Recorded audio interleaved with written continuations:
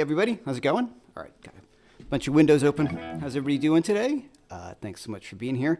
Hope everybody in the States had a good Thanksgiving. It was good. I had fun, relaxed, just the family. New York is great during holidays because there's nobody here, which I love. So, all right, so we have some stuff on sale. We're going to do the final call on the boot camp, the boot camp course. If you don't have it already, I think you'll dig it. Over 7 hours of lessons on developing your blues. Guided lessons. Each week builds upon the previous. 6 weeks long, but it's going to take a lot longer than 6 weeks. So it's a huge course, and it's on sale using the link, 72% off. And that's my pitch. So I think you'll dig it if you guys want to improve your blues playing. So I'm opening up today with some questions. No dog graphic yet. Not at the moment. I changed up some computer stuff to, I was having some issues with my older computer. So I've got this whole new rig, and I haven't brought Bo's picture into the new thing yet. It's on my old computer. And I didn't want to import one computer into the other one because you're just going to hand over problems. So anyway. All right, so how's everybody doing? And I just want to talk about answer any questions you have, but I can start off with a few things that hopefully will spur on some conversation.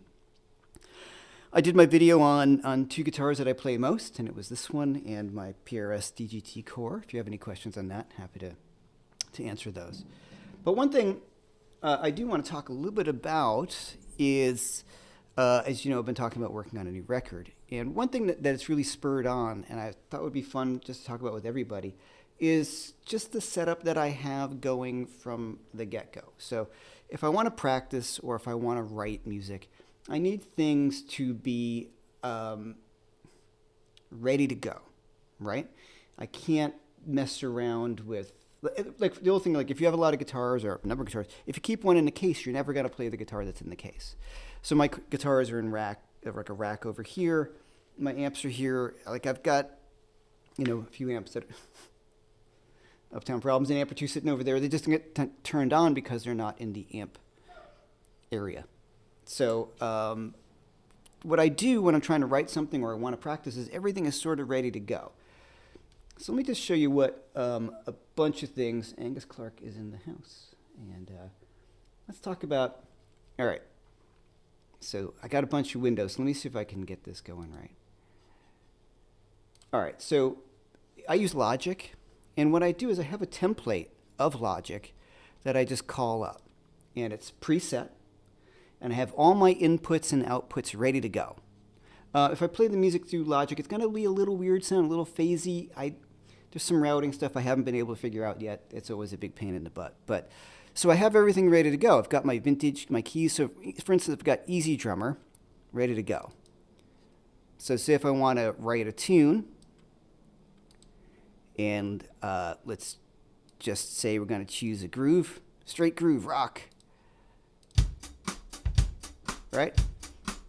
Let's slow that down. All right. So the cool thing about something like Easy Drummer is that I can just, now Apple has these things as well. I just take that loop and drop it in. Nope. There you go. So there's my drum loop right there. So let me just close this out, right? So I'm going to move a little fast, but I can repeat this because I know what I'm doing. So for instance, there's my drum loop.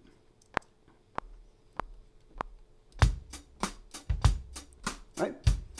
So cool. Now I've got my amp ready to go as an input, and that is going to be right here. It's the aux. So hit record. So check it out. I'm going to make up a riff. It's going to be brilliant. 1, 2.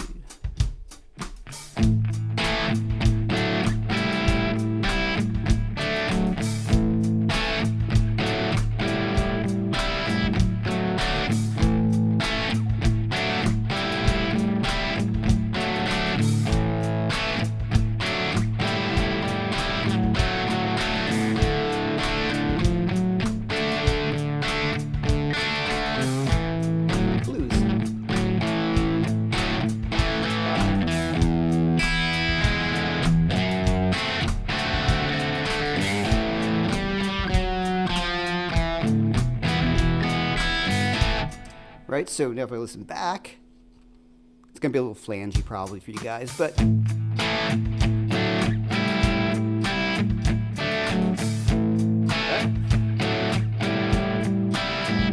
So I've got this ready to go. So if I have a song idea, I'm just ready to rock.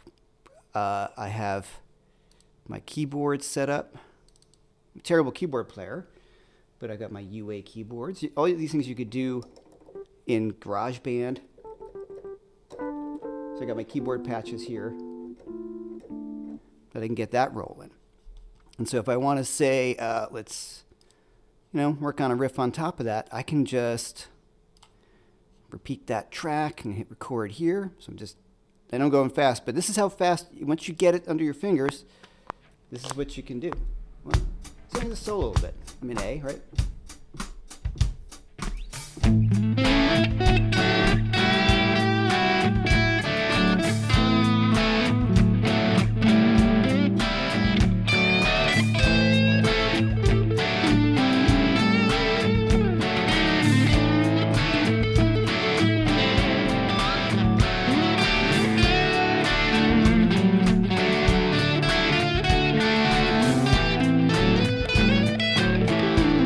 Short form.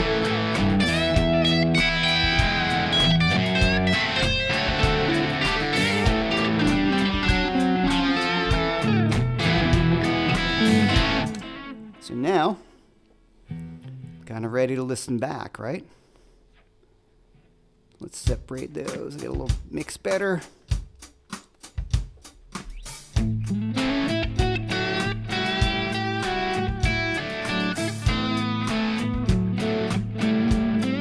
Right?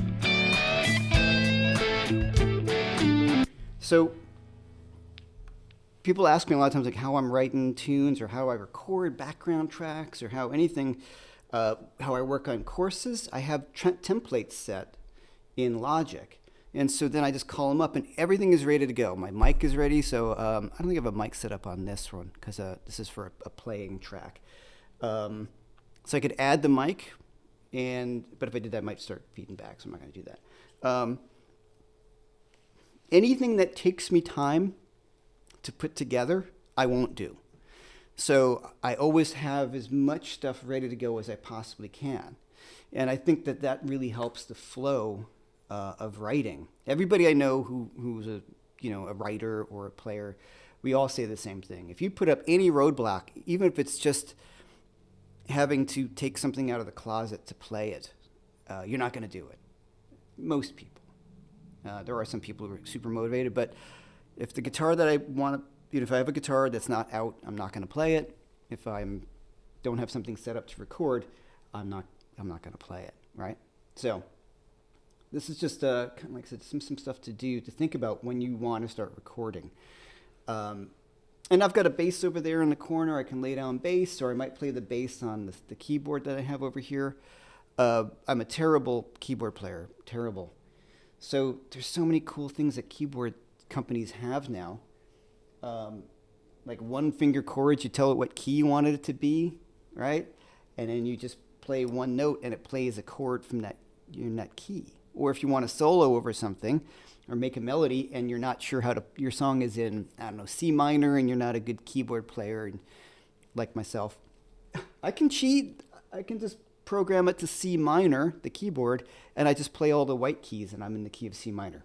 Because I'm not a keyboard player, so it really gets in my way. These things remove barriers for being creative, which is a ton of fun. It can be a little bit cheaty stuff, but what I end up doing is then just hiring or getting my friends to play it. Okay, here's what I played, but you play that better.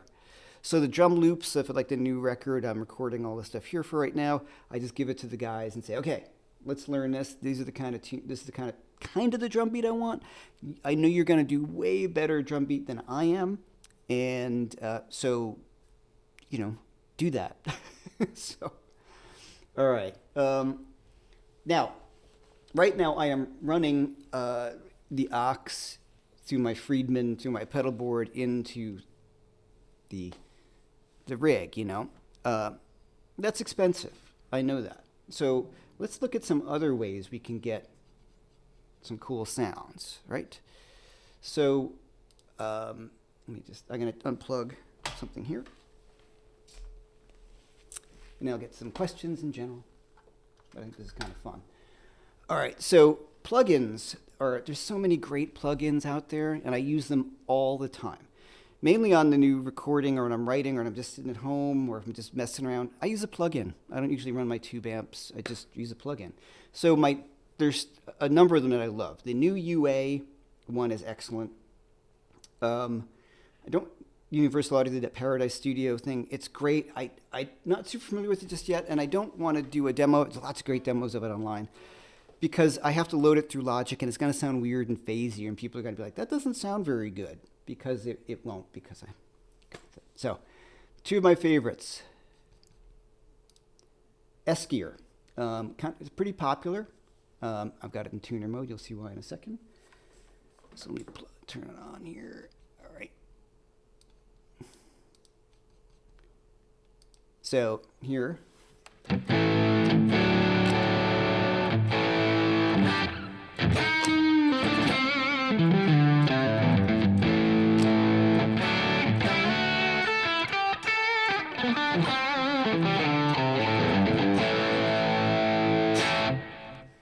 Pretty cool. So this has got tons and tons of presets that you can do. Even got one that I did for them a long time ago.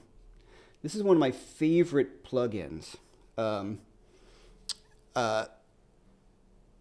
use it all the time. Angus Clark's online. He uses it all the time as well. It's such a great sound, and it's pretty inexpensive. Still on sale right now. Go over to their site if you want S-Gear. I'm friendly with Michael. I haven't talked to him in a long time. This is not promoted at all. I just wanted to share with you guys things that I do to get stuff going right away. Somebody's asking, why is Paradise Guitar sound phasey in Logic? It's not that. It's the way, it's my routing. There's a lot of crazy routing going on, and I haven't figured out, it's my fault, not theirs, that I can't, I have two signals going through. I'm using loopback into this program that broadcasts, and so it's me. It's not them. It doesn't sound phasey at all when you're using it. It sounds phasey because I'm routing a whole bunch of audio into one spot, and I haven't figured out how to do it right. And I tried, and then I was getting other weird noises. So it's me. That's why I'm not going to demo it, because it's not going to give it what it's due. It's great. Okay, so just say it. So here's S-Gear, which I really love. All sorts of cool stuff about S-Gear. We can add in pedals as well. You go up top. And we can add in, where are those pedals? Okay, so here, like, drive. Now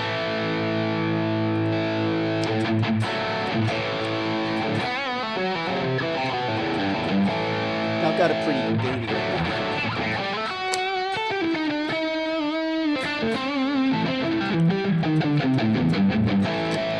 now. Okay, so now, I'm using it as a standalone right now, which is really nice. So the UA does not have a standalone. So this is just me plugging into my computer. You can play like this just while I'm broadcasting. You're sitting at home. You can just sit here and noodle on this plugin called S-Gear, which I really, I think it's great. So now here's the interesting thing. And this is one thing that it's kind of cool to see. Now, if I go back to Logic. All right. So I'm going to mute... I'm going to mute my solo guitar here. So now I've got guitar plug-in, right? Now what this is recording, actually, because I've got no plug-in lined up, this is pretty cool, is S-Gear. So check this out. So I'm going to record a new guitar part. This is S-Gear I'm playing through in standalone.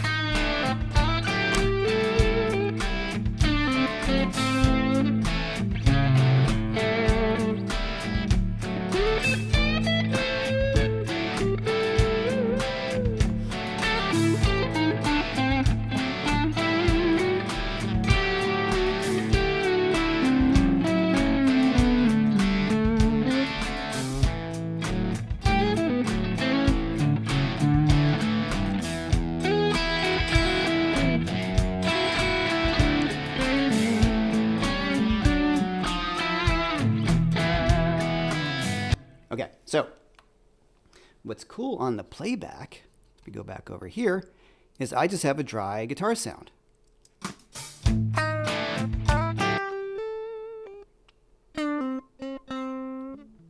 Right? But now I can load up S gear. I go to my audio units, it's got from amps, S gear, let's go stereo out. And it comes up, and then I can change my patch anytime I want. Come on, S gear, what are you doing? There we go. Probably got a lot going on my computer. It's not happy. Even though it's, here we go. I was using the Plex Monster. Same patch, so check it out.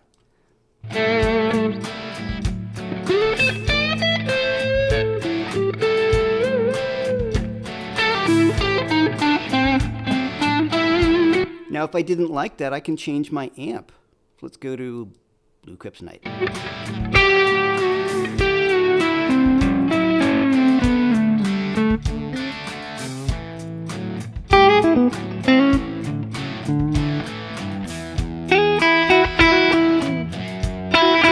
Right, so it's overdriving because the volumes are different. But this is what's really kind of fun, is I can experiment with different guitar sounds that I've recorded by recording a dry track.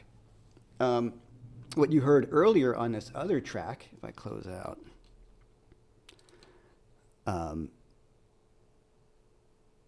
if I close that S gear, this was, I can't change this because this is the Friedman coming through the aux. Right? That's it. Like I don't have any, I can't mess with it. And that's fine. But one of the real joys about recording at home, and you can do this in a studio, of course, you can run a dry line out and all that kind of stuff like that. You can do that. But I love it here. I'm just recording. I use the standalone plugin. I can play, and there's no latency. I don't feel any difference when I play. And I record a dry signal to the guitar, to Logic or GarageBand or anything that you're using. And then I bring up the plugin on the playback, and then I can adjust it any way I want and to get different sounds. And that's a ton of fun, because sometimes you lay something down, you're like, I wish I didn't have that much distortion on that, or that was a nice take. Because sometimes when you're just even messing around, you're writing a tune and you do a take, you're like, that was the take. That was the one. I don't have it. Or it's way too distorted, and I have to record it again or something like that. So I think that's, for me, this is just a fun way to go. And I'm playing through S gear right now.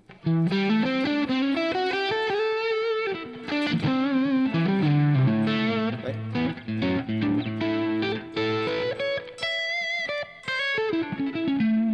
You know, does the aux and the Friedman sound better? You know, they both sound great. And you have a lot of flexibility. You can change IRs with this. You can do all sorts of stuff. So this is one of my favorites. And it's really reasonably priced. I think right now it's on sale for maybe under $100. I can't remember exactly. Well worth it. So there's a free plug for S gear.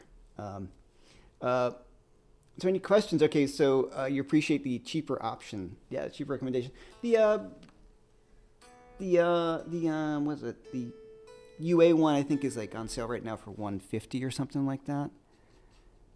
Right, it's good. It's worth it too. I like having a few of them because they all kind of sound different. But you know, if there's $89, great. If there's one, you just gotta works great. What I also like about this one, and I really like about the UA one, and the other one I like, which I'll talk about in a minute, is there's not too many options of things that you can do. I find some of the plugins a lot of them you can move your mic around and get different sounds, but sometimes when there's too many options, I'm just like, ugh, and I just start messing, everything sounds like crap. So I like here that they've got a lot of really nice stock presets, and I just mess with them. Same thing with the UA one. I'm like, oh, there's a Marshall 412 cabinet. Okay, and then a bunch of the great presets, I just kind of build off of those. I try not to go too crazy with IRs because I can spend hours and hours going through trying different impulse responses, and then suddenly I haven't done anything except play 20 impulse responses that sound like minimally different. And I know BB does a lot of engineering. I'm sure you know exactly what I'm talking about. Any guitar player starts messing with IRs, you're like, I don't know anymore. They all sound the same now, or not, you know. So I really love Yeah, the IR module in that skier is really simple, like Angus is saying. Now, you can load your own IRs into it. It's great. I love the fractal. It's a different thing. Like the fractal, I like all of them. They all serve different purposes. Like Fractal's got all the effects and all the reverbs and delays. It's great. And it's a standalone unit, so I can bring it with me. Eskier is a plugin, but it's designed by Michael Scuffham, and he designed the JMP1. Remember the Marshall rack preamp? He's the guy who designed that, which I used for years, as did Angus, as did a lot of guys who grew up when I did. All right, so that's Eskier. And you don't need to go really expensive. You can do a lot of stuff in GarageBand. You want to go a leap above GarageBand if you want to start recording. Logic, Cubase, Reaper, I think it's the free one. Pro Tools. Pro Tools has got the subscription. That's the industry standard still, but a lot of my friends they're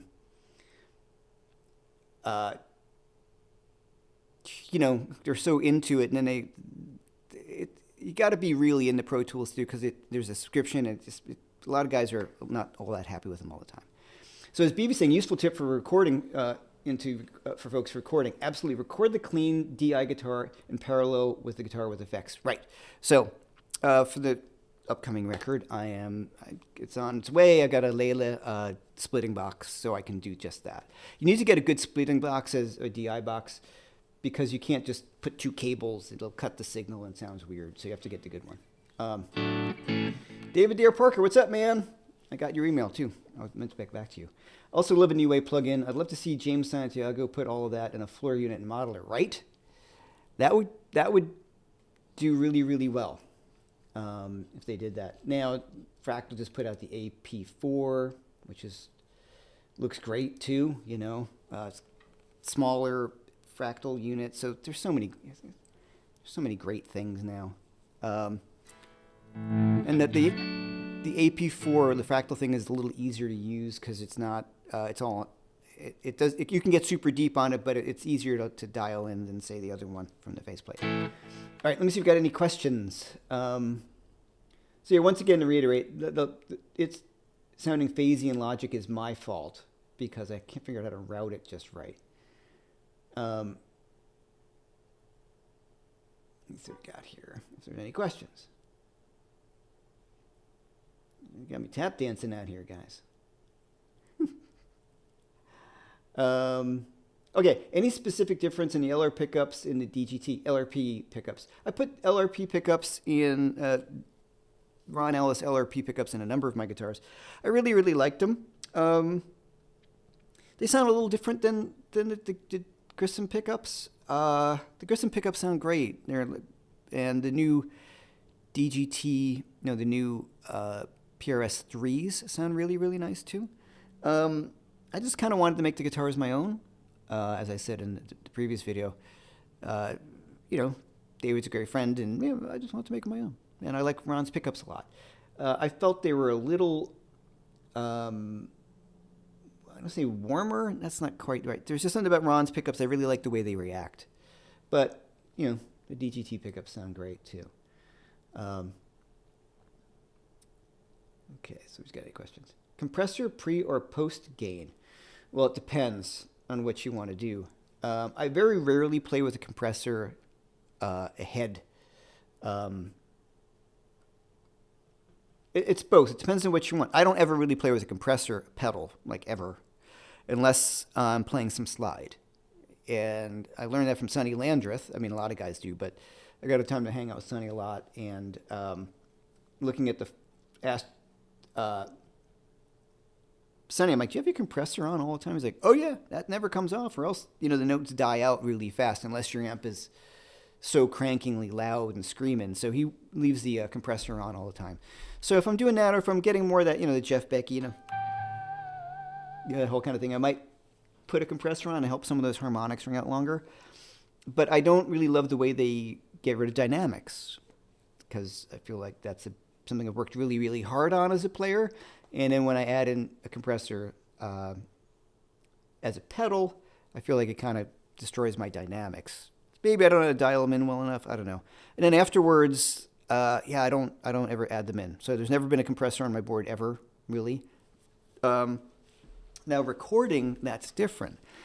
And maybe, BV's got much more experience than that, than I do. But I'll put a compressor at the end of the guitar signal, which really kind of helps it from jumping up too much. So I like that.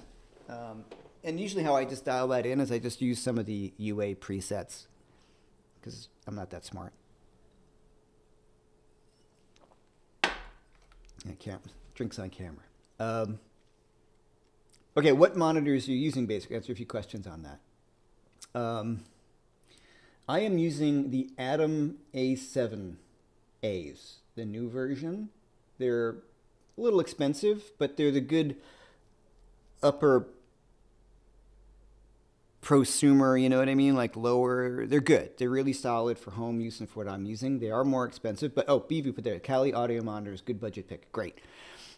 These ones are more expensive. I went from a much cheaper set of monitors, like M Audio, and I was like, okay, I gotta upgrade, and I did. And big difference. I really, really like it. But it depends on what your budget and what you're gonna use it for. If you're just an hobbyist, you don't have to go too crazy with them. I just wanted to get a few steps above because I'm programming stuff, fractal stuff on my site. I sell my fractal presets and mixing. I'm not going to mix my record here. It's not sound designed here. It's not tuned at all, so it'll be a big mess. But getting guitar sounds, I wanted to get the most accurate representation, so I investigated, and the Atoms came up as being pretty well received by a lot of people. So, what's your experience with Jazz Masters? I'm looking into those. I'm looking at those DGT SEs. Okay, I have zero experience with Jazz Masters. I think Angus is using one on his gig. I think. It's a Jazz Master you're using, right, Angus?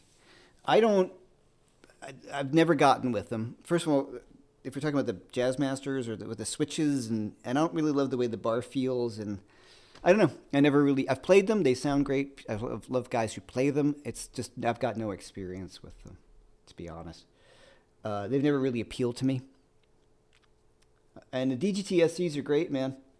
Call my friends over at Watchtower Guitars. Watchtower Guitars. Search that. Tell them I sent you. And they'll definitely hook you up. On a pedal board, this is Angus chiming in. On a pedal board, having compressor post gain because it increases the noise floor considerably. I only use a comp pedal before gain, right? It gives you more sustain, and you can use it as a boost, like a volume boost, which is the way that a lot of people do into gain to give you that compression and sustain. So that's one way I would use it or have used it, but I kind of just let me go back to my Friedman because I don't have anything kind of gain staged on this. Hold on one sec. Need a whole switching system. Hold on, but here's my switching system. Right here. All right. Come on. Okay. So, to get more gain, I just hit an overdrive. And that'll give me more compression, especially if I'm playing distorted. And a lot of times I set it so it's not going to boost my volume too much. I might set it to kind of gain stage a bit more. Maybe a little more, another gain.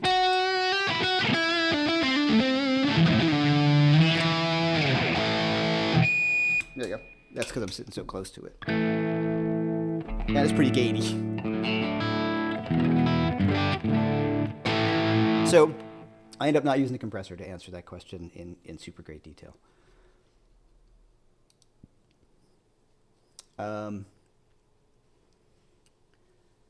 Save the compressor for bass. It evens out the strings. Yeah. It depends what kind of compressor. Some will make the level for lower. Right. The compressors I do favor the ones that you can mix your clean and compressed sound. So it's got a blend knob. Lots of the better ones do it. I know the one I particularly like is the Barber Tone Press. That's a great one from David Barber. Really, really affordable and great sounding pedal. And that's the one I have in the closet. I can mix the the clean and the compressed signal. That feels the best to me, because you got that dry analog through sort of thing, even though it's not digital, but you know what I mean. You got that, your direct guitar signal coming through it. Really makes a big difference for me. Okay. No questions? I'm here to answer any questions. Anything? Keeley has blend. Yeah. Most of the good ones do. I mean, the MXR was the one I had first, the Dynacomp. And, I guess if you're playing a lot of funk, it's cool. And I don't really play any funk. Now, it can sound super great. I mean, obviously, like Another Brick in the Wall Part 2 is direct into a board. And there's definitely a compressor on that. So I'm not saying I wouldn't use it. Jeff Beck definitely used one on a lot of the clean things, especially when he was playing melodies with the bar, because it helps the note. As the note sustain or fades, it pushes up the volume. That's the sustainer part, compressor, sustainer. So the compressor part stops the volume from getting too high, and the sustainer part brings up your volume as it fades out. So definitely Beck would use that for sure on the cleaner stuff. You can hear it because when it hits a note, it kind of goes like it closes, and then it opens up. Okay, order of dirt, OD, fuzz, OD. Okay, sure, man. Okay, so I don't have a picture of my board right now. I got a whole video on it. So right now, I am running the 4-cable method. My overdrives and my noisemakers are going into the front end of the amplifier, so that's getting the distortion from the amp. Then I come out of the effects loop and it goes back into my pedal board, and I have my time-based effects like my delay and reverb afterwards. So the first thing I have in my board, if I have a little bit of, I'm on the overdrive channel, you can go to the cleaner channel. First thing is my Octavia.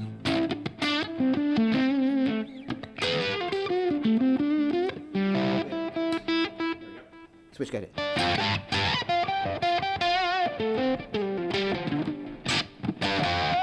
I put that first because I like the way it sounds first. And then that will go out into my fuzz. And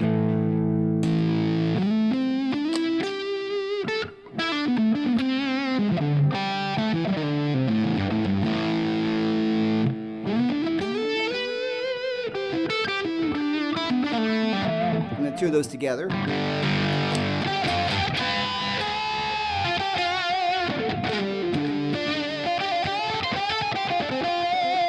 The whole Hendrix thing.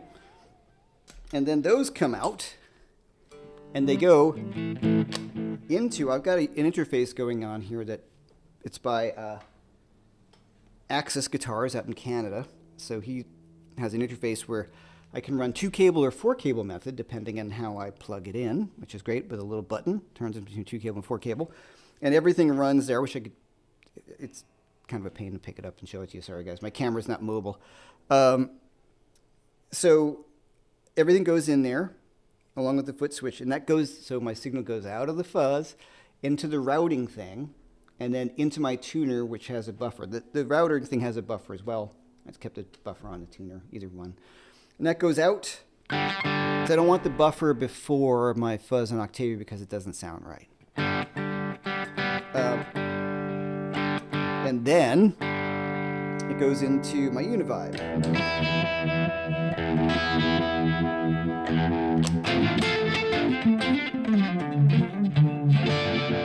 So I like the sound of the Univibe before overdrive because it sounds like Hendrix. And then here's the overdrive in the amp.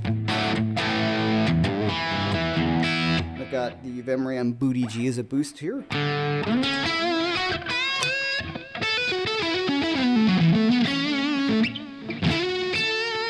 I might change the volume of that boost a bit. I got the Klon, the KTR.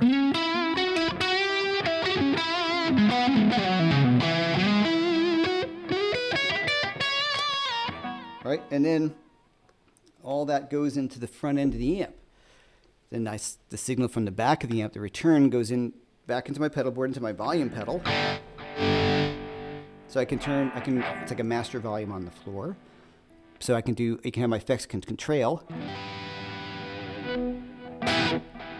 Right? But I can control the overall volume of the amplifier.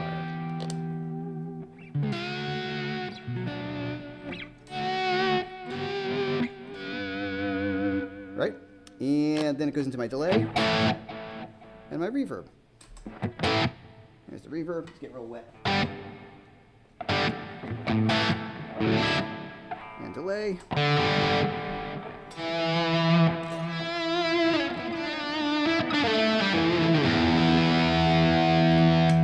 Yeah, and then we have the clon, so the fuzz.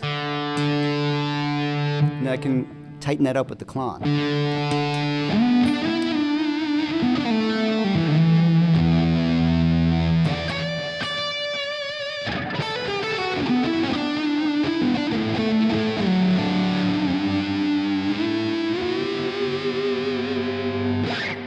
So, buzzes. So I can get some of that Eric Johnson thing. I also get that kind of Gilmore thing.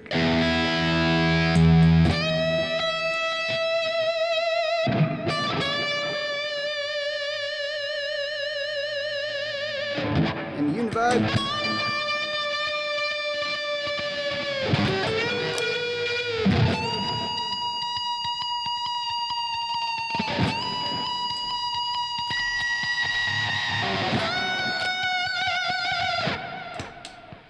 Fun for days. Now, why don't I have a switching system? Because I don't. It'd be cool. I would love to have a switching system, but they're just kind of big, and it makes my the pedal board bigger and heavier.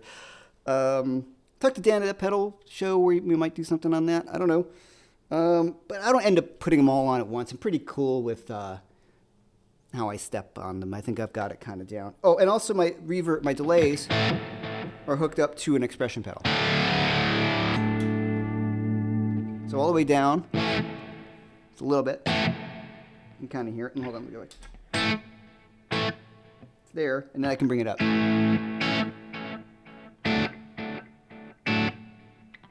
So everywhere in between. Now I've talked about this before. I had presets, but when I did that pedal show, I had like 3 presets with the Strymon foot switch, but I found on gigs sometimes it was too wet or too dry, so I just started going with the expression pedal, and I'm way happier. You just have to figure out, like at a sound check, if you have one when I can, get that, like how wet do I need it to be and how dry do I need it to be. You don't want it to be all dry to all wet, because then you're going to be all night trying to find that spot. So this is as wet as I have it. If you hit with gain,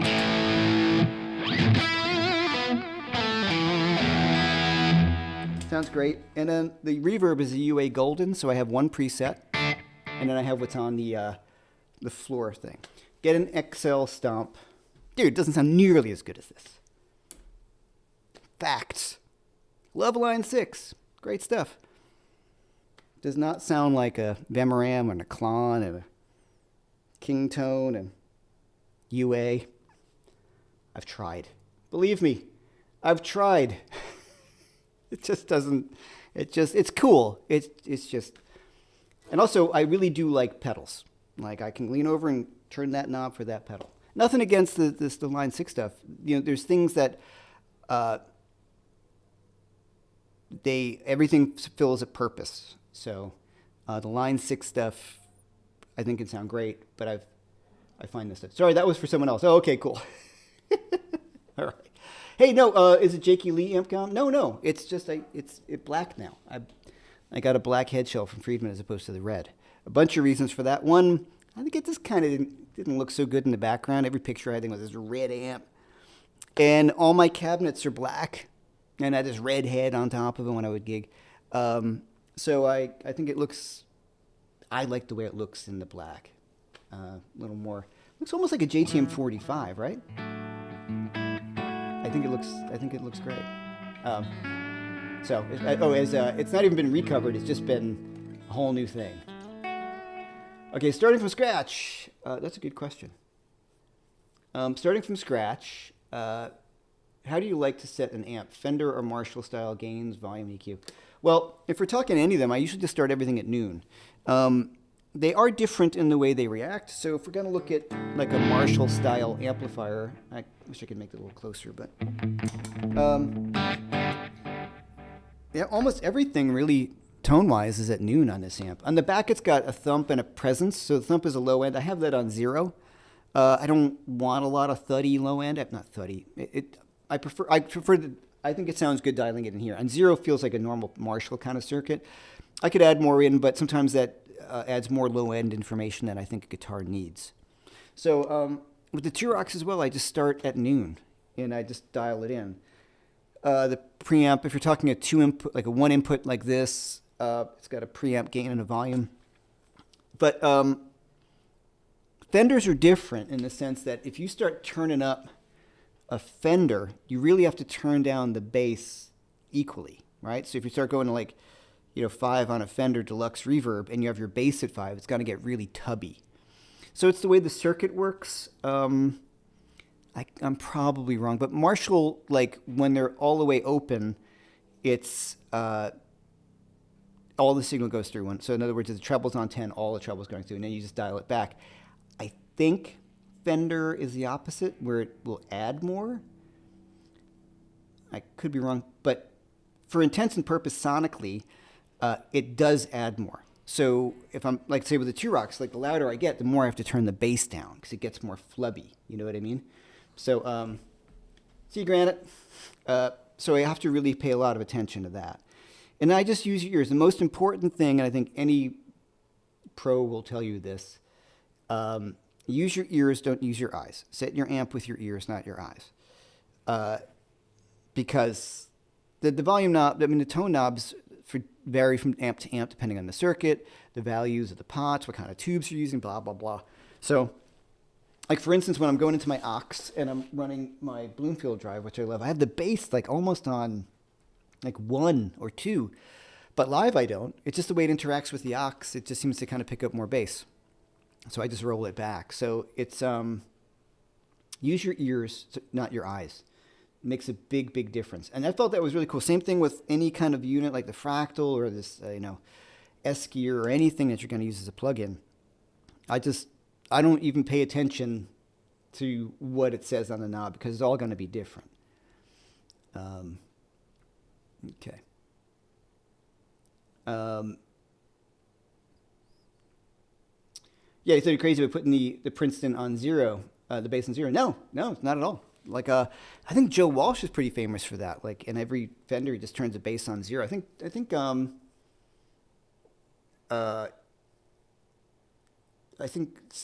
James Santiago was talking about that when he was discussing the new UA plugins. Yeah, BB, great question. It's worth talking about generally, especially live, have less gain than people realize. Oh, yeah, for sure. Thanks, man. At home, it's different because, well, if we're talking, let's just say we're talking tube amps, the more you turn them up, the more they're performing the way they're supposed to. So they're going to compress more. So if we're just talking feel and sound, there's a bunch of things about having too much gain. But feel and sound, so at home, I will sometimes play with more gain than I do actually live. And you, in a weird way, when you crank up the gain a little bit more, you recreate some of the things that you can only really get at volume.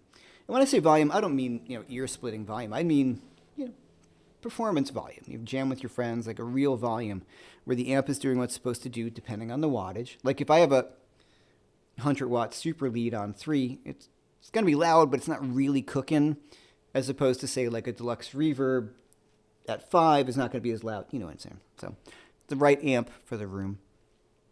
So at home, to get some of that feel that you would want to get live, sometimes I use a little bit more gain. And it is very funny, and I always kind of relearn that when I go in the gig. I was like, oh, man, just turn that gain way down because the amp is doing its thing. Also, you get the kind of circuit that goes on between you and your guitar when you're playing at volume, where the guitar resonates with the air being moved. Now, if you're playing with in-ears, that's a different thing. But I would also, and Bibi can definitely talk to this as well, is that less gain sits in a mix way better. Like if you want to be heard on stage, less gain, the better. Now it's got to be stylistically right, but if you listen to Jimmy Page, for instance, it's not super distorted. And if you listen to Eddie, especially earlier Eddie, it's distorted, but it's not crazy distorted. It's not like super high gain metal distortion. It's relatively clean. That's subjective, but you understand what I'm saying. It's not a super, super high gain preamp based sound. It's a cranked Marshall, and you get a lot of that compression, and him being the absolute monster that he was, compression and the amp mixed with insane technique. But, when people play it, something like a Marshall Plexi for the first time, they are unforgiving amplifiers. They're not for newbies. You know what I mean? Like, I remember the first time I gigged with one, and I was like, wow, I can't just legato. Things are not easy. It doesn't give it up easily. Same thing with like a Dumble style amp. They're very hard and fast, so you got to learn how to play them.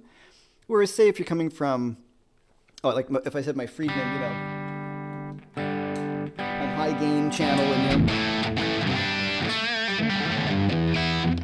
Though this isn't nearly as high gain as some of his other amps. This one's a little. The reason why I chose the J.K. Lee is because it's the kind of the rawest sounding of all of them.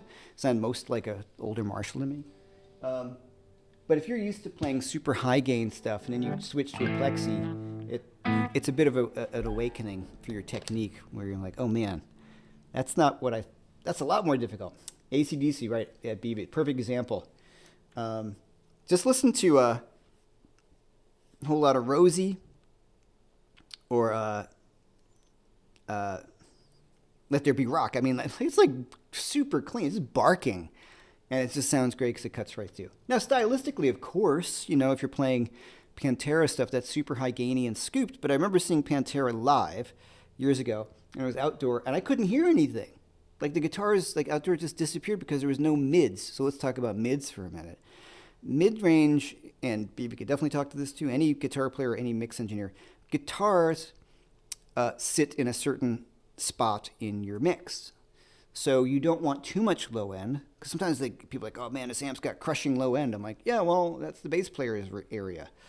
So on stage, if you have all this low end, it loses definition. That's why I hate subwoofers for my gigs. When people put them on, I hate them. Hate going to shows when I have subwoofers for rock shows. It just ruins it for me. All this low end is like, and you lose definition. So the guitar sits in this mid-range, and that's why I think I love the sound of Plexis or Marshall bass stuff. They're not super low-endy. Even on my T-Rocks, which have a ton of low end, people like, let's say, like Matt Schofield, that's his amp. Not technically his amp, but he borrows that amp a lot. I always looking at the settings, and the bass is way down. They have enough low end. They have way more low end than you need, but they're kind of looking at it as like, well, if you're playing at a lower volume, I understand. So that's an amp that I only use my eyes when I dial it in.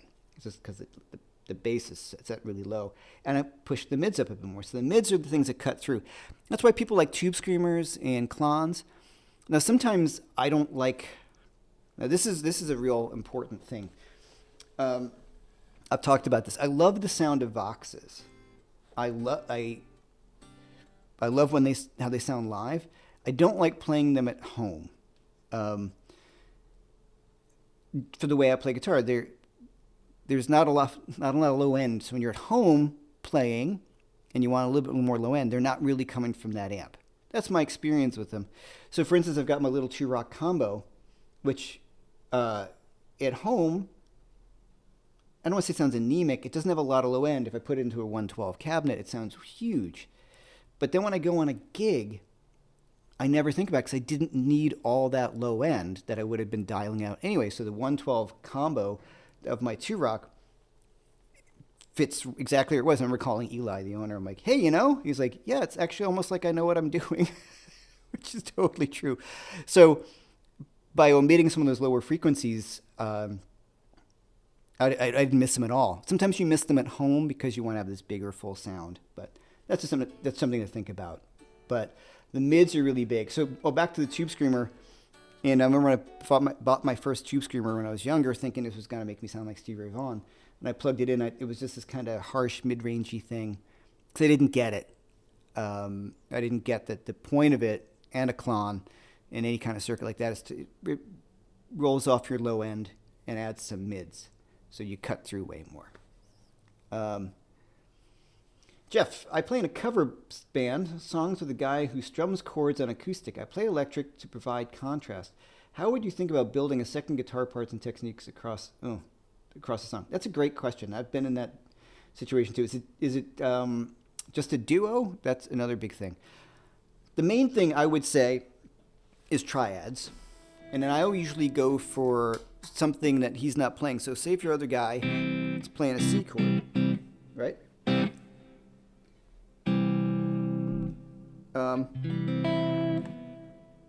The last thing I'm going to play is that, right? I'm going to think about what's going to complement that C chord. So any of the inversions of my C chord, I'm going to gravitate towards. So if he's doing like, I don't have a looper unfortunately right now. Let's go. See A minor, right? Let's go between those two chords, right? So if he's doing that, I'm going to do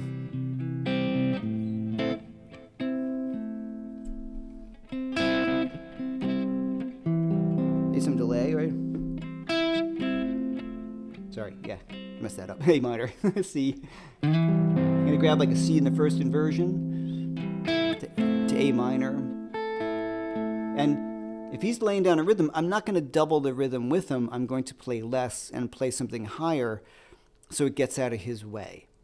Hopefully he's a solid player, because then that gives you the freedom to like... So I'll work, I'm thinking like what would, if you want delay, what would the edge do, or what would, think about the guy from Tom Petty, whose name just popped out of my head, Campbell, right? What would he do? So that's what I start to think of, like, if it's a C chord, whatever he plays, don't play the same thing. If he's usually strumming chords and he's that kind of singer cowboy chord, if it's all this kind of stuff down here, I'm usually going to shoot for somewhere higher up on the neck. I don't want to go too high because that's going to start to interfere with the singer or the vocal melody, right? So I don't want to attract attention to myself. If he's playing a C, I'm not going to be playing a C triad up there. I'm going to be thinking maybe this, right? Mike Campbell, thanks Jesse.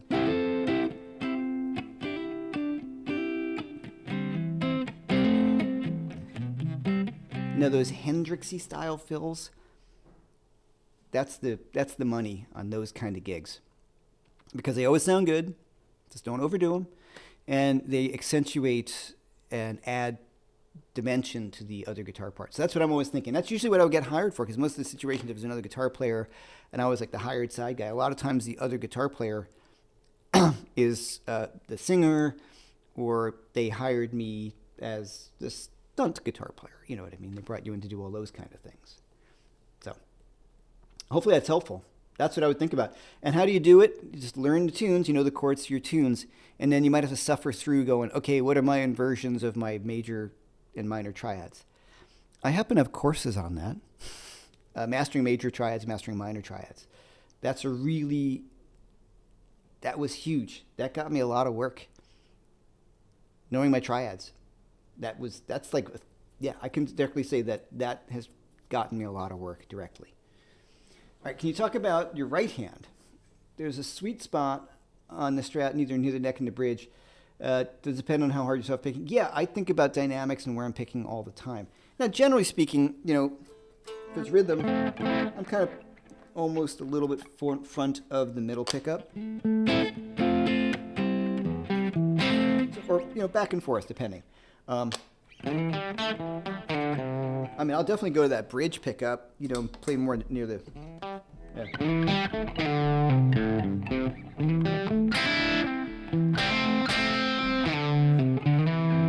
A lot of times it's the volume knob and pickups change.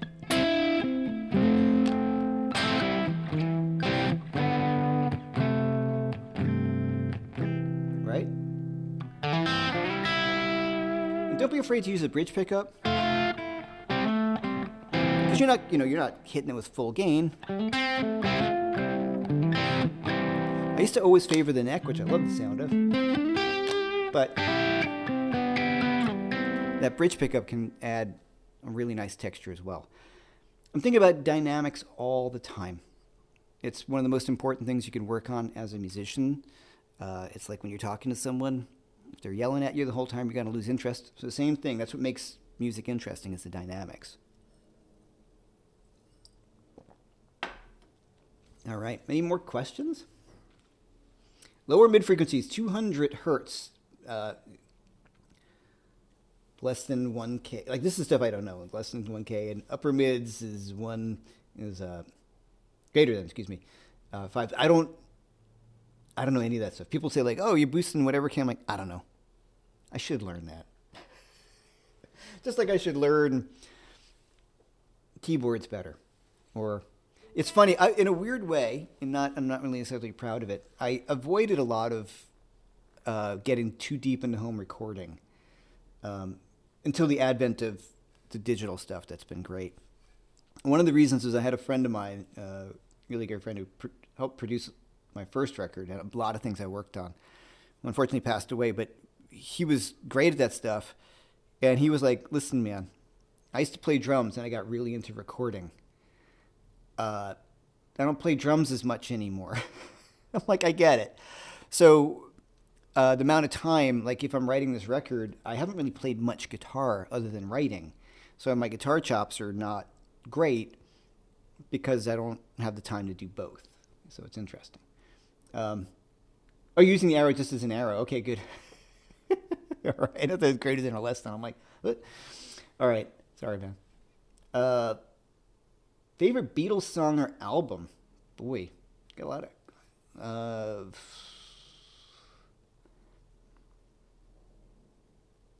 Is it Revolver, maybe? Yeah, maybe. And Tomorrow Never Knows. Probably my favorite Beatles tune. I'm not a big Beatles fan. They're great.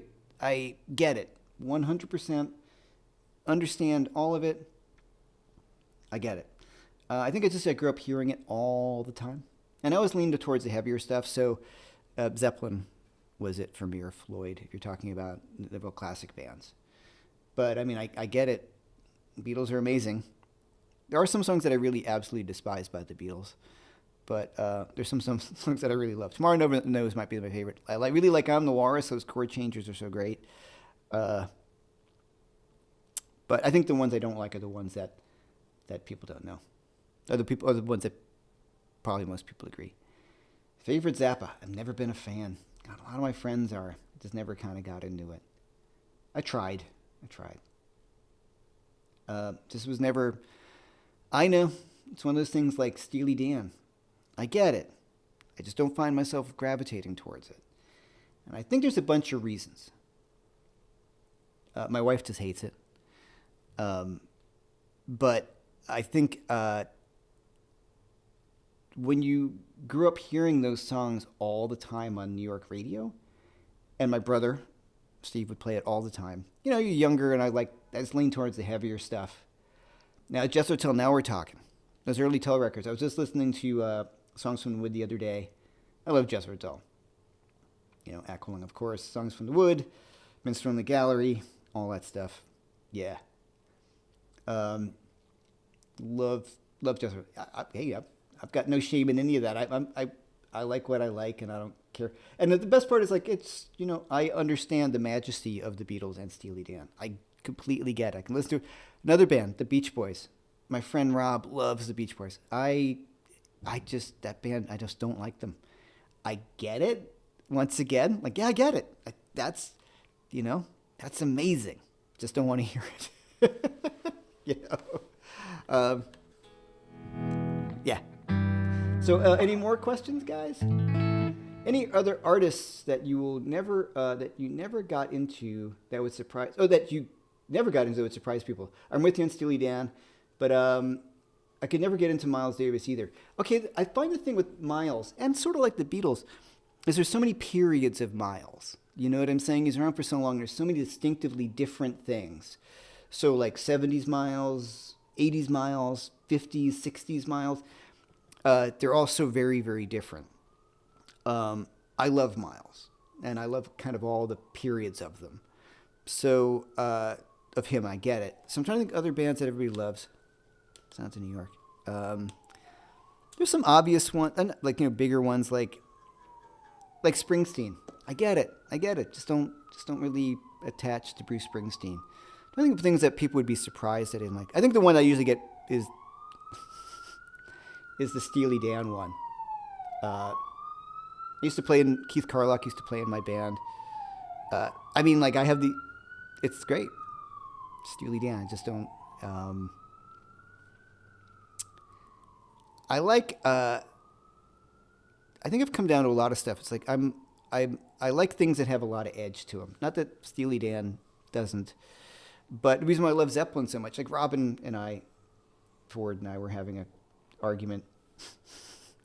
You know, he's not a big Zeppelin fan, and he's like, "Oh, you can't compare the Beatles to Zeppelin." I'm like, "Yeah, Zeppelin's better." And he's like, "What? You know, like the Beatles are the best band." I'm like, "Give me Zeppelin any day."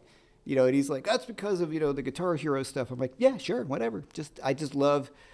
For me, very sleepy music makes me a little crazy. I need something that's going to, not saying the Beatles are sleepy or Steely Dan. You guys know, I like something with an edge. So I've always leaned towards that. Coming out of Floyd, Floyd's edgy to me. And then, of course, all the metal stuff. Like Queen, perfect example. Man, Queen's just great. My friend and I were talking about that earlier today. Especially, I think they lost me about the game. That's when I started to not really be too into them, but that's me. What do I think about HSS Strats? Cheers to Mexico. I like them a lot. I have one over there. I just really like single coils. I just kind of lean towards them, and we put the single coil in this guitar, and it's just became. I've just got used to single coils. I really like the articulation of them. I have, even though it's getting repaired to get new frets from my friend Michael, my Lando Strat, which has 2 humbuckers. I find 2 humbucker Strats a bit tricky. That's why I like that Landau. That's getting. It just kind of works. I found you have to really fish for the right pickup combo for that. Sometimes it can be a bit. It just doesn't always sound great to me. Maybe it's because the location of the neck pickup on a humbucker on a longer scale, it's more towards the neck, so it's a little woollier. So I find it a little tricky. But I don't play them that much. The reason why I sometimes don't play them is, first of all, I got really used to playing Strats with single coils. And I think I have a Strat pickup in the bridge that's a little brighter, like a little more powerful, just to even them out a bit more. But the big problem for me was the difference in volume, So it's kind of matching those out, and I'd have to have the singles lower. And some people made it work really, really great. I'm sure if I messed with it more, for sure, I would get more into it. But it's got so used to playing a single coil in the bridge. What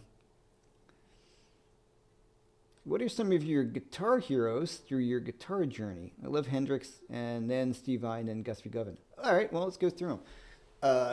Earliest guitar hero would be David Gilmour. Still the ultimate guitar hero for me.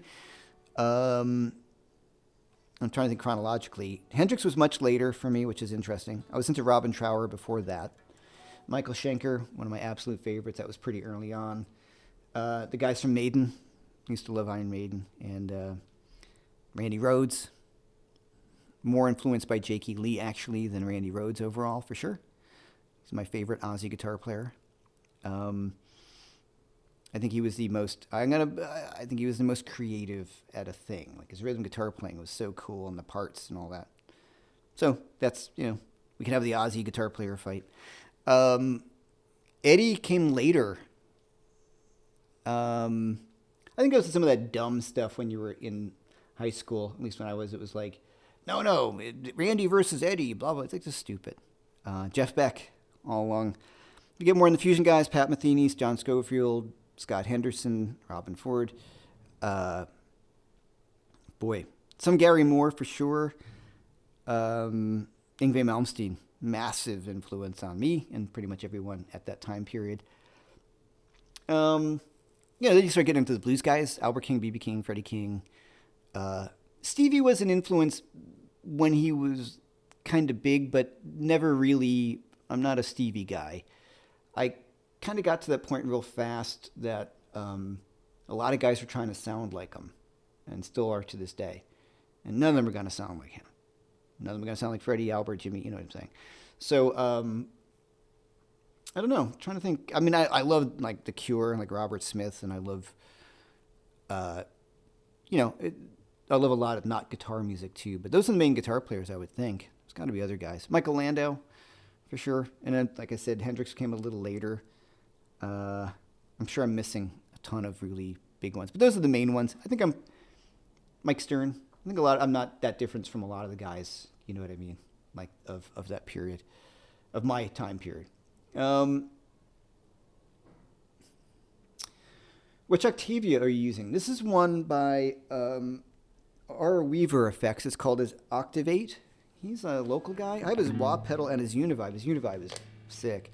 I'm using the dry bell on the floor because it's super small, but his Univibe it's big, but it sounds amazing. So this is his Octavia. You know what I like about it. My favorite one I had for a long time was the Full Tone. It's an old one, but they're kind of big and then they're angled, and to jam it on a pedal board takes up a lot of real estate. So this is like the regular, sort of Phase 90 size. I just thought it reacted nicely. So I like that one a lot. I like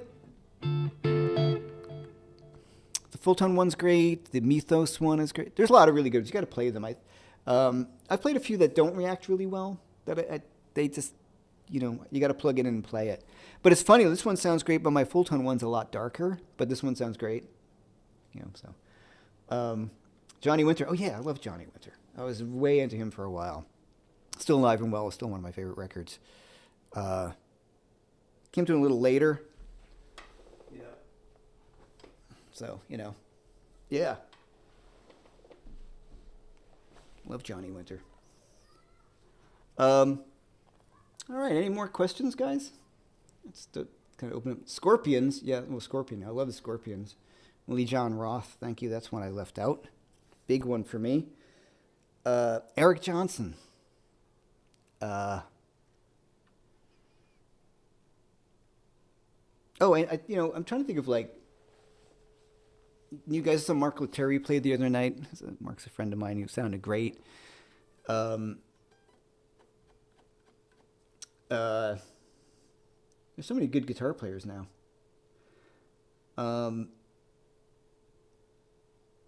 But I just like good tunes. I really love this band Wet Leg. You guys ever heard of Wet Leg?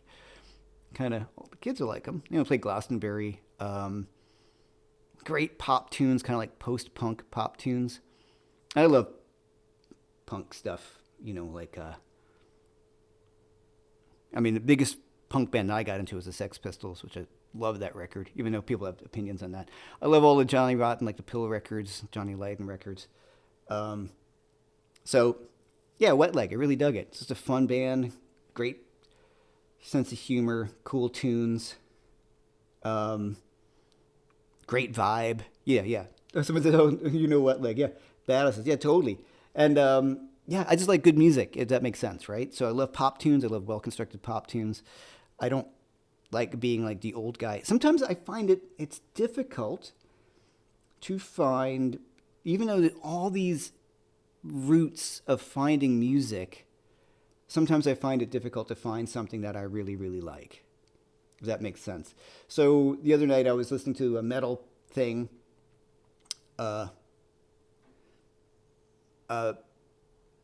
Apple Metal station, and nope. I can tell you. You can usually tell in the first 20 seconds. You're like, nope, too much Cookie Monster vocals. Nope, not really into that. And this band, they're from France, called Igor came on. I was like, what is this? This is the craziest thing I've ever heard. So it's a mix of like metal and techno and classical music. It's pretty cool. I saw some videos of them live, and it's like a DJ. I didn't want to know that. I experienced the music for what it was, and I kind of dug it. You know what I mean? Hey, Hermano, what's up? What are you still doing up, man? Any expectations from Santa for more gear? Maybe write him a song, right? Wet Leg's badass, man. Just good songs, right? There's a duo. They're officially all the guys are in the band now. So they have. It's funny how the band's morphed image-wise in a short period of time too. It's cool. It's just great songs, great riffs. They remind me a little bit of it's like post-punk, maybe a little bit like the Strokes too. And I love the Yeah Yeahs. So there's a little bit of that kind of thing in there, which I really, really loved from the 90s. So, all right. And expectations from Santa for gear. I am so geared out in the way. I did buy Compact Complete for my keyboard because I've been writing a lot on the keyboard as best I can, but it's inspiring to write on the keyboard as opposed to the guitar because sometimes I stink at it. So sometimes I'm like, oh, that's kind of cool, Oh, that arpeggiating line's pretty cool, So that's been inspiring me to do a few other things that are not just strictly guitar based. So. Live at the Fillmore East. Yeah, I mean, come on, that's like classic record. I mean, that's like So Stevie Nicks the other night. Yeah, great band, I'm sure. Favorite Trower riff or song? Bridge of Sighs. I was just there actually in Italy, so I was in the Bridge of Sighs. It was pretty cool. Maybe too long a question for today, but what was your life journey that got you here? Any big decisions, bets, opportunities that you took or passed along the way? Oh, many regrets, not regrets. Things that I didn't think would go anywhere that went somewhere. All right, here's the story. I was touring in bands, living in New York, in some bands that were touring in Europe. We had record deals. They were doing okay. And then it just fell apart, as they do. I started teaching at the National Guitar Workshop. I was like when I was like 21, me and Angus. That's when we met. We were both in our 21. And, prior to that, I was in some metal bands that got signed, and they kicked me out right before the tour. So I happily went to music school as opposed to kicking around Jersey and wasting my life away. I went to music school. That was great. Opened up a whole bunch of doors. Met a lot of great people. Moved back home and moved to New York City as quick as I possibly could. Moved into an apartment with Angus, and he and I lived together for a few years. And then he was in a band called Liquid Hips, and he started playing with Kitaro. He got a gig with this band called Naked Sun that had a record deal. So he left Liquid Hips, gave me the gig, and then that band ended up getting a record deal and touring, and unfortunately Angus didn't end up doing much touring with Naked Sun, but when he was in Los Angeles, somebody from Kitaro, Kitiro, saw him play, and he got that gig, which led to him getting the Trans-Siberian Orchestra gig, etc. So for me, kicking around New York, had a steady gig at the 55 bar, just doing sideband stuff. And then the teaching thing started to kind of roll. I started working with TrueFire. That started to do well. People started contacting me for lessons. I started doing online lessons. And that, and then doing little tours here and there. And then I had a kid. And I decided that was more important. So I dug more into the teaching and the online stuff, which is great. At that time, I wish I were touring more, but I don't regret all the time. I don't regret being home with my family one bit at all, not one bit. So is the trade-off that I made. So, of touring versus, and this is no knock on anybody who's touring. I just had an opportunity. There was that road. I could continue this way, or I could start digging more into the teaching, and TrueFire started to build, and there was a momentum there. So I rolled with that. Then I just started getting like some pretty high-end clientele in New York, and then COVID hit, and I started the channel, and then I just started touring with my band, and I started working with Robin, and then he and I did a record together, and here I am, and got my tours in the Czech Republic, which is cool, and I do my steady gigs. I keep company with guitar players I never thought I would. You know what I mean? I'm friends with my heroes, and some of my friends are some of the best guitar players on the planet. So it's all cool. So the real crossroads, man, was I came back from the road. I was in Hong Kong for like a week or so, or in Asia, mainly Hong Kong. And I came home, and my son was an infant, and he was a little bigger, and it wasn't enough money to, it just wasn't fair to my wife, and it just, you know what I mean? I just was like, I can't do this. That's fun. But he was at that age. So, like I said, I chose that. because I had that opportunity to. A lot of my friends didn't have that opportunity. They had to go on the road to make money. I didn't have to. So, like I said, that's kind of the answer. Right, you can't relive your children's life as they grow up. That was the thing, and I don't regret it. My son and I have a great relationship, and so it's awesome. And he's doing great, so I'm super psyched. But as I'm now here, I work for myself, and I do what I want, and thanks to you guys with courses and everything, it's building a nice business, and I really enjoy it. That's the main thing. I'm really happy doing what I'm doing. And the idea of touring, I got offered a tour not that long ago, and it was a few months long, and I was like, no way. No. Like, it would have to be insane money. And even at that point, I don't want to be on the road for 180 days, or this was like 3 months. And I was like, there's no way. And I don't think it would pay enough for me to do that because, you're losing, I can't keep this going while being on the tour. Like, I have a business. So many things, but mainly the idea of, I liked 3 weeks with my band because I was playing my music, but 3 months playing somebody else's music. And it was like a blues gig. I don't know if I could hack playing blues for 3 months on the road. No offense to the blues, but. Thanks for responding to HSS. I'm a student of your courses and recently doing the Blues Masters British one. Oh, thanks, man. And wow, I raised my band's friend's eyebrows recently. Amazing course. Got me to basics. Thanks, man. I appreciate it. You did the British Blues one. I appreciate that. Thank you. Thanks for that. I'm glad. I'm always happy to hear. And look, that's the thing, man. I teach guitar to people who want to learn guitar. I mean, how cool is that, right? I mean, super cool. I'm looking. Am I properly in focus? Anyway.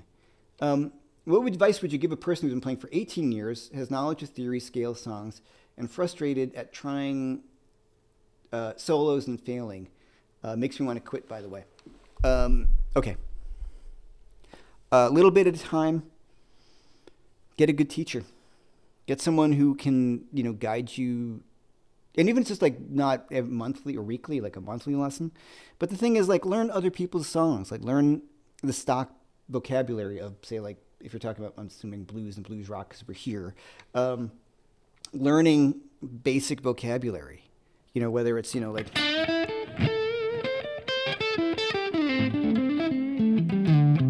that kind of guitar stuff, learn some classic guitar solos and then experiment with taking those solo ideas and trying to make them work over different backgrounds. I talk about this a lot in my blues boot camp, which might be helpful to you. But it's not a mystery. It's just work, but a lot of times it's not knowing what to do. The main thing is you think of music as a vocabulary, and you want to start to build your vocabulary up. Also, learn as many songs as you possibly can and memorize them, and then kind of think about what's going on. But with the solos, like, learn some key solos, like nothing hard, just something really simple in the genre that you like. Like, don't, like I said, don't, I'm going to take a bunch of things at once. Comfortably Numb. Learn the first solo of Comfortably Numb. Incredibly educational. It's great. And then I would learn like a bluesy solo. It's a little more improvised feeling. Like one of the course songs that I teach in like Blues Boot Camp is Strange Brew, the cream solo from Strange Brew. And because that's made of a bunch of Albert King solo, actually. But they're just licks. They're just stock guitar licks. And the more of those that you have together, the more you start to understand the vocabulary of music and start to piece them together. It's like, I've talked about this, I'm having a very hard time learning Italian because I don't practice enough. That's my problem. But you learn basic phrases so you can start to piece them together. Guitar is the same exact way. Hopefully that's helpful, man.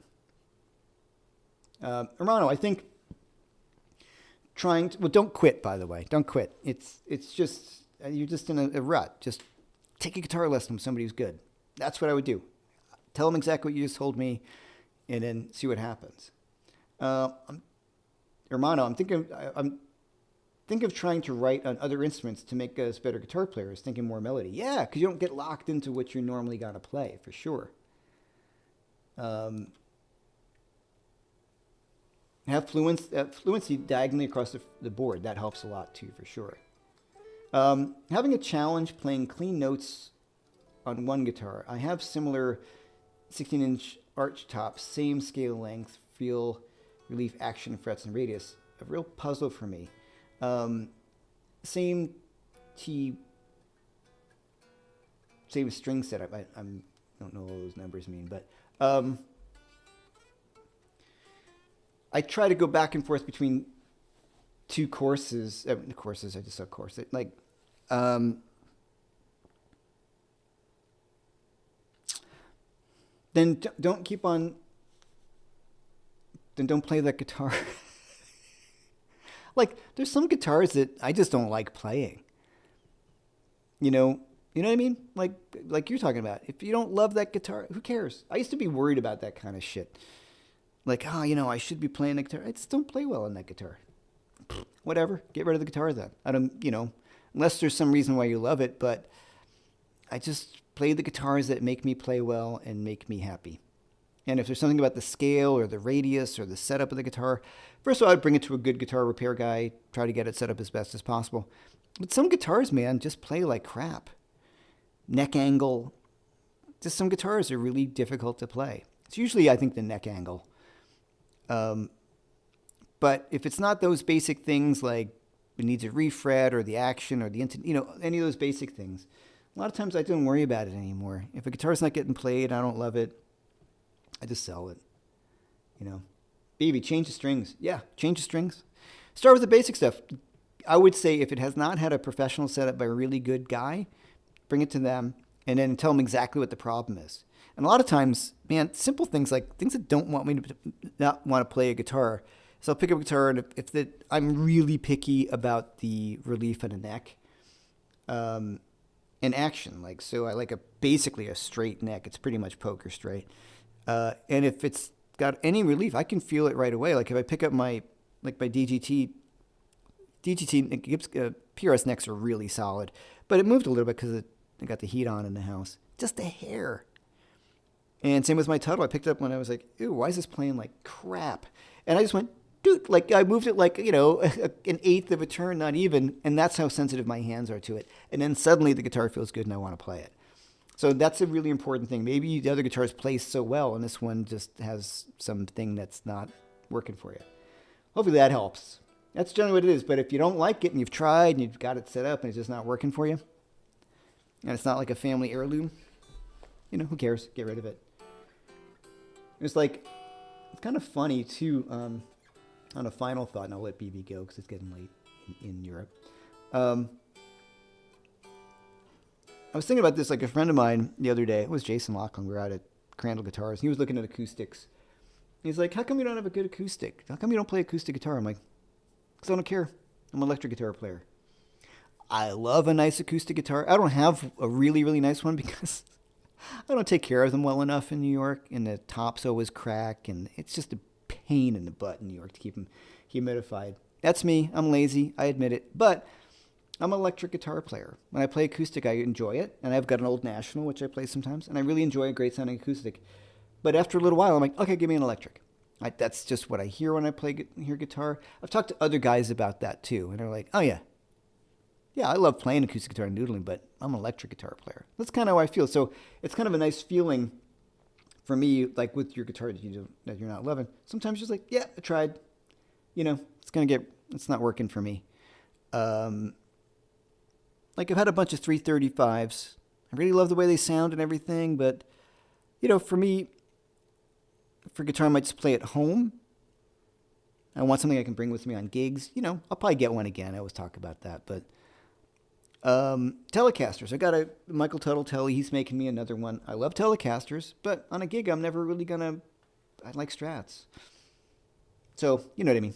That's kind of this feeling. I'm like, oh, you should have a great Tele. I'm like, why? I'm not doing country sessions or something where I need a Tele. I got a great sounding Tele. Anyway. All right. I had several guitars of different brands and just different guitars of the same years. I don't know. Yeah. I put up with them or they put up with me. Sure. And then some of them I just was like, why am I keeping this thing? I don't like it. But a good setup before you do anything, just get a great setup. The sad truth is that more expensive guitar gear tends to play better and sound better. The stuff that I learned on was never going to sound like it. Oh, look, yeah. Thank God times have changed. Like we talked about a DGT SC earlier. The SC line is just great. I keep on talking about it because it's just so good. That equivalent price point when we were younger, when I was younger, was a piece of junk. Like terrible guitar, just terrible. So no matter what you tried to do that thing, it would never be a good instrument. So we're not there anymore, which is great. You know, moderately priced instrument can be really, really great. Okay. I often wonder why I see so many mint condition expensive arch tops on sale on Reverb. Of course, it's the most expensive arch top I have built in Savannah, Georgia. Yeah, you know, just sometimes, yeah. I've had great guitar. Like, oh man, it's a great guitar. And you're like, yeah, for you, not for me. So, yeah, that's a bummer though. It might just be great. Any tapping advice? Trying to grow? Nope. I haven't tapped. I tapped earlier when I was jamming just for fun, but I don't tap that much at all. Jeff, love what you do. Thank you. I played acoustic for 25 years and haven't touched one in the last 25 years. Oh, electric only now. Yeah, sure. Me too. And also, we've talked a little bit about, you know, I got a little bit of hand stuff going on, which has been doing well with physical therapy and changing the way I play and all these kind of things a little bit. I don't really feel like jumping onto an acoustic with heavier strings and messing with what's been working well. So that's another thing, honestly. Like, acoustics are a little more, you know, they're more demanding. So hands are doing good. Not going to rock the boat. All right. I appreciate everyone being here. BB, thanks so much for being here. It's getting late for you. And BB chimed in, for the arch top that's difficult to play clean, go down a string gauge.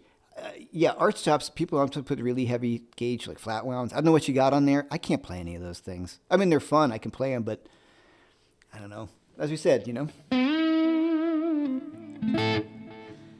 guitar to me when I play, it's a Strat, pretty much.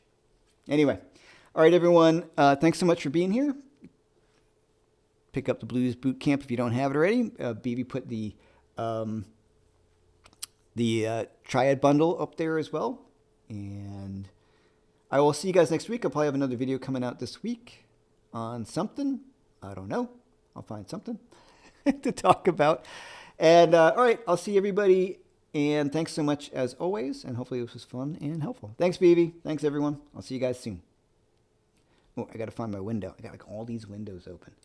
It takes forever to sign off. All right, see you guys. Bye.